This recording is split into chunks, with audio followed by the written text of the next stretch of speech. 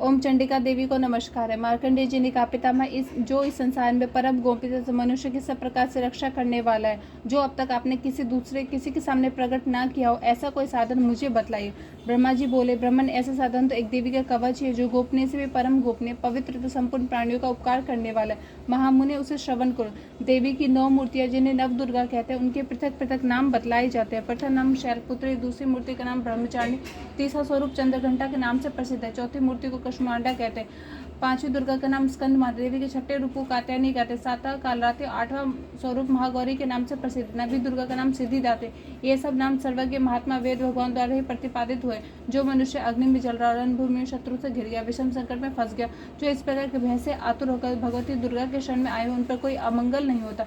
युद्ध के समय संकट पड़ने पर भी उन पर कोई विपत्ति दिखाई नहीं देती, उन्हें शोक, दुख और भय की प्राप्ति नहीं होती। जिन्होंने भक्तिपूर्वक देवी का स्मरण किया, उन्हें निश्चय ही अभुदय होते।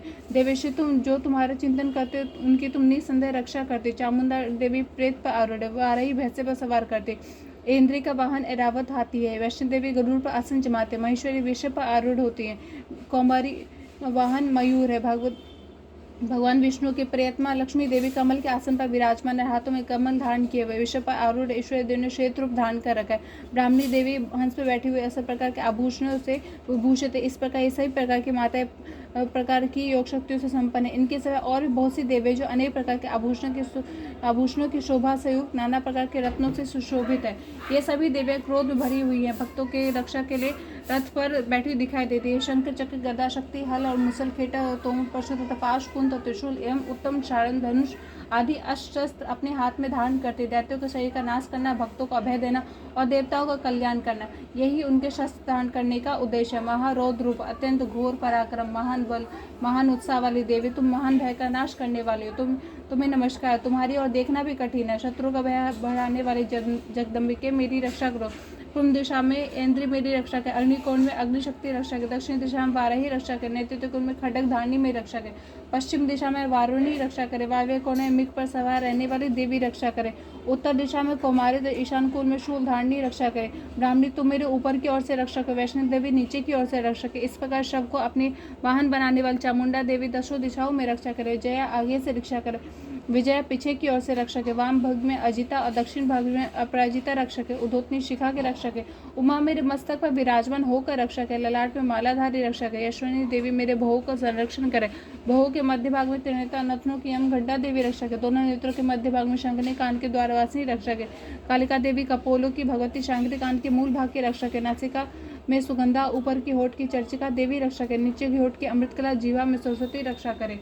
कुमारी, दांतों की अचंडिका, कंठ प्रदेश की रक्षक है, चित्र घंटा गले की घटकी की महामाया तालु में रह के रक्षक है, कामाक्षी ठोडी की सर्वमंगला मेरी वाणी के रक्षक है, भद्रकाली ग्रीवा में धनधन्य पृष्ठवंश में रहकर रक्षक है, कंठ के बाहरी भाग में नील ग्रीवा, कंठ के नली में नलकुबरी रक्षक है, दोनों कंधों में खडगनी और मेरे दोनों भुजाओं में वज्रधारणी रक्षक है, दोनों हाथों में दंडनी, उंगलियों में अंबिका रक्षक, शूलेश्वरी नखों के रक्षक, कुलेश्वरी कोख में रहकर रक्षक, महादेवी दोनों स्तनों की शोक विनाशनी मन के रक्षक, ललिता देवी हृदय में शूलधारणी, उदर में ढहकर रक्षक है, नाभि में कामनी, गुहे भाग के गुहेश्वरी रक्षक है, पूतना कामिका लिंग की महेश्वरी गुदा के रक्षक है, भगवती कटी भाग में अविंदवान से घुटनों के रक्षक है, संपूर्ण कामनाओं को देने वाली महाबला देवी दोनों पिंडलियों के रक्षक है, नारसिंह की दोनों घुटनों के, तेजस्वी दोनों चरणों के पृष्ठभुज के रक्षक है, श्री पैरों की उंगलियों में तलवासनी, पैरों को तलुओं में रखकर रक्षक है, अपने दाढ़ों के कान भयंकर दिखाई देने वाली दष्टकालिनी देवी, नखों की उदकेशनी देवी केशों के रक्षक है, रोमावली के छिद्रों में कौबरी तथा त्वचा की बागेश्वरी देवी रक्षक है, पार्वती रक्त मज्जा वसा मांस हड्डी और मेदे की रक्षक है, की कालरात्रि अपिक्त की मुक्तेश्वरी रक्षक है,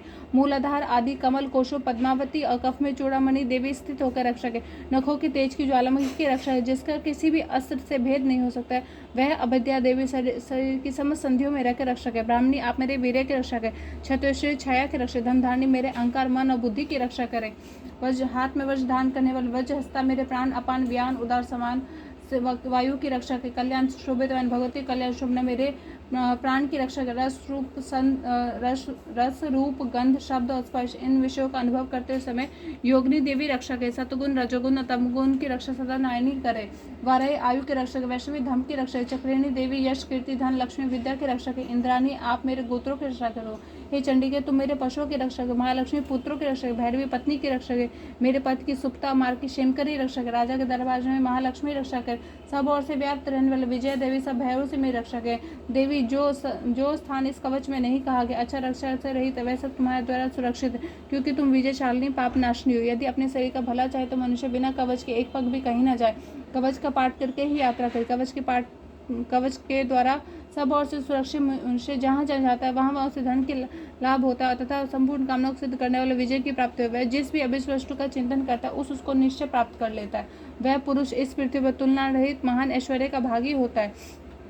कवच से सुरक्षित मनुष्य निर्भय हो जाता है, उसे युद्ध में कहीं पराजय नहीं होते, तीन लोगों में पूजनीय होते। देवी का यह कवच देवताओं के लिए भी दुर्लभ है। जो प्रतिदिन नियम पूर्वक तीनों संध्याओं के समय श्रद्धा के साथ इनका पाठ करता है उसे देवी कला प्राप्त होते।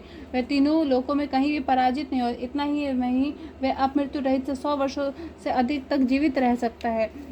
मकरी, चेचक और कोढ़ आदि उसकी संपूर्ण व्याधियां नष्ट हो जाती है। कनेर, भांग, अफीम, धतूरे, आथी का स्थाफर, विष, सांप और बिच्छू के आदि के काटने से चढ़ा हुआ जख्म में विष और अहिफेन और तेल संयोग आदि से बनने वाले कृत्रिम विष, ये सभी विष दूर हो जाते हैं, उनका कोई भी असर नहीं होता। इससे पृथ्वी, मारन, मोहन जितने अभिचारक प्रयोग होते हैं, इस प्रकार के जितने मंत्र यंत्र होते हैं, वह सब इस कवच को धारण करने वाले मनुष्यों के देखते नष्ट हो जाते हैं। यही नहीं, पृथ्वी पर विचरने वाले ग्राम देवता, आकाश देव, विशेष जल के संबंध से होने वाले गण, उपदेश मार्ग सिद्ध होने वाले निम्न कोटि के देवता, अपने जन्म के साथ प्रकट होने वाले कुल देवता, माला, डांगरी, शांगनी, अंतरिक्ष में विचरने वाले अतन, बलवती, भयानक, डांकने, ग्रह, भूत, पिशाच, यश, गंधर्व, राक्षस, ब्रह्म राक्षस, बेताल, कुष्मांडा, भैरव आदि अनिष्कारक देवता भी हृदय में कवच धारण के रहने पर मनुष्यों को देखते ही भाग जाते हैं। कवचधारी पुरुष को राजा से सम्मान की वृद्धि प्राप्त हुई है। कवच मनुष्य के तेज की वृद्धि करने वाला उत्तम है।